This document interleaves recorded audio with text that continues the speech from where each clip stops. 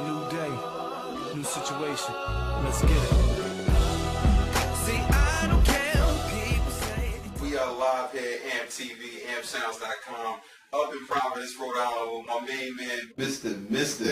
Providence, Mr. Everything, Mr. Prime Time. What's good with you, fam? How you living? Oh, man, doing all right, man. Yourself with this interview? Oh, man, no problem, man. I'm saying you're one of the hottest artists out here right now. Just want to take a little time, talk to you a little bit, get to know you, let the people get to know you, so that way we can, people can know to look out for in Providence and for Mista Mista, no doubt.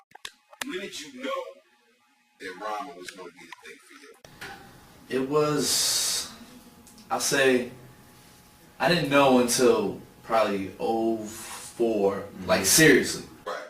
Like I started doing it in 11th grade. A friend of mine was like, I was always the kid in school who had like every mixtape out. Right. I was always the dude that knew like every lyric to every song. Like, I was a huge fan. Right. So one of my guys was like, why don't you just rap? Right, exactly. I'm not no rapper. Right. I'm a fan. Like I just want to listen to the music. He's like, nah, seriously, like you know everything that's out. Right. You got a good ear for good music. Why don't you just do it? And I was like, nah. Right. So like that summer passed in high school, and I came back. Right. And I had 2 verses. Oh man. Now was it the high verses or was they corny at first? I thought they were hot. They were wet. They were horrible. Now I know, and you know, that before you was rhyming, you used to break dance. You did research. I know you used to break dance. So what's up with that, man? Well, I dibble dabbled in a lot of the whole. I just love the culture. You know what I mean, right. So dancing was b-boying was something that I tried to do for a couple years. I never got like super nice at it, but I was decent. You know what I mean, like I had a nice up rock. Had a little bit of floor work. Okay. And I could do a couple windmills. Right. I used to try to do flares. I got up. Nah, seriously, I like, there was videos, I got like home videos when I was like, I don't know, 14, 15. Right. My stepfather was filming me. Oh, cool. I'm in the backyard trying to do flares, and I kept falling. Just gave up though. Everybody has the corny nicknames to start with. Yeah. So, what was yours? Well, first, everybody's gonna laugh at me. Man, nobody's gonna laugh at you. Come on, Amp Sounds. Let's help them out, baby. The first name was the Oracle.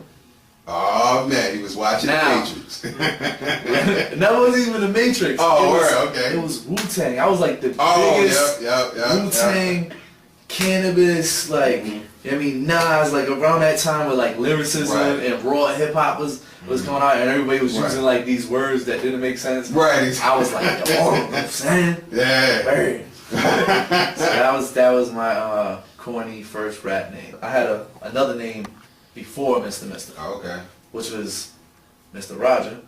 Oh, like Mr. Rogers' neighborhood. Oh, that's what I'm thinking. All you needed was a sweater and a pair of chucks to switch out, and that would have been good. We had the marketing.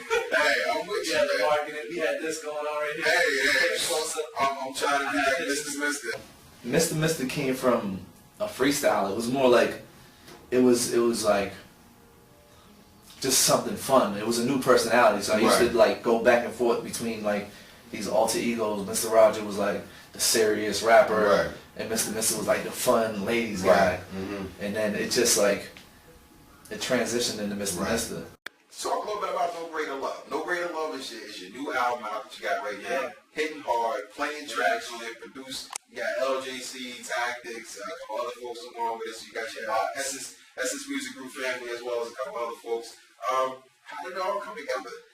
No Greater Love is like, it's like my baby. Like I've done mixtapes before, but this is like the breakthrough. This is like the album. This is the thing that I created and like, well, we created. I say me because me, LJC, John Holt, like Watts, Tactics, we worked collectively to put together like a solid project. We wanted something to be like cohesive, but at the same time, we had to develop a sound. Because prior to No Regret of Love, like I have a lot of influences. So sometimes I'll make a song, well I used to make a song that would be like hardcore hip hop. Right. Then I'll make a love song. Then I'll do this, then I'll do that. And it'll kind of be all over the place. All over the place, right. So we wanted to, me and LJC wanted to kind of just make something that was just like when people heard it, Right. they'd have a reference. Or if they hear something else, they'd be like, oh, Mista Mista, kill this. This sounds like Mista Mista.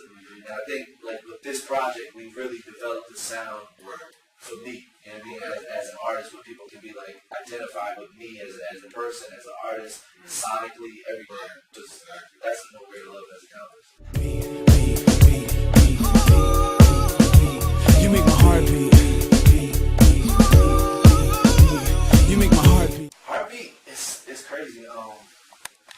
That beat, LJC made it. One. Two, LJC didn't want me to use it. Oh wow. So I one day I was like, nah man, I got a song for this. Right. He was like, no, I got something else. I want to do something else to it. Right. So I kind of just took the beat. I kind of just, You got your Ice Cube on Jack the Beat. jacked the beat. I wrote the whole song, and I sent it to him, and he was basically like, it's yours. Yeah. It's you that. It's a smash. Right, exactly. It's a smash. But it's like, songs like that, I love to do because it's fun, one. Right. It's a great performance track. But it's also creative. Like, that's what I was saying about the creativity and the substance. Like, if you heartbeat, I use the metaphor of the actual, heartbeat, right, the whole exactly. song. People probably don't catch on that because it's a love song. Right. But, like, I took one concept, which is love, and I took a metaphor of love in your heart and your whole cardiac system, and I infused the two together. So it's like, there's a lot of references to You Make My Heart Beat, strapped like a car seat, 90 BPM, Right, exactly. watch for the car, so I like to do stuff like that. Instead of just doing like your normal love song, I just like to kind of, take it to the next level lyrically. What is your favorite track on the album? My favorite one is Don't Make It Seem. Yep, exactly. That's like, He got the soul going on over there, boy. See, he trying to front. The dude got skills, man. Nah, that is one of the most personal song on the album. So, with that being said, it was the most organic song. Right, exactly. Like it was derived from a real life situation. LJC is not only a producer, but also one of my best friends. So he knows what's going on in my life. And he came to me because I wanted, like, I had broke up with my girlfriend, and this was around the time I was about to get back with her. So this was kind of like a, let's get back together song. So he had the whole idea. He was like, yo, I got it, man. I got the song. I got the song for your girl. And he was just like, don't make it sing. And then we started the beat. Everything was like from the ground up. Right. Literally that day I wrote the whole song. He wrote the chorus. I wrote everything else in like less than an hour. It felt that good. It was that organic that it would just kind of poured out. Right, exactly. So it was just like from the ground up beat. I was like, all right, let's go. But the verse, I was like, 10 minutes later, the first one's Right, done. exactly. Okay. Record that. He laid down the chorus. 15 minutes later, verse 2. Right. But aside from it being like a fast process and being organic, the actual structure of the song is not like your typical hip hop song. Right, exactly. It's not, 8-bar chorus, 16-bar verse, Right, 8-bar chorus, 16-bar verse. Like it starts with the verse, then it has a chorus, a verse, chorus. Then there's like a bridge, breakdown, and then there's a build up. Right. After the build up, there's a breakdown. The chorus doesn't go back. There's a breakdown, which is kind of like another bridge, like a post or a prelude. And then we go into another part where there's a build up, but the lyrics are totally different from anything else. So it's like, it was the most, to me, the most creative writing. It was like a song. Like it's not just rap. It's artistry. It's an actual song. So that's what made it special to me.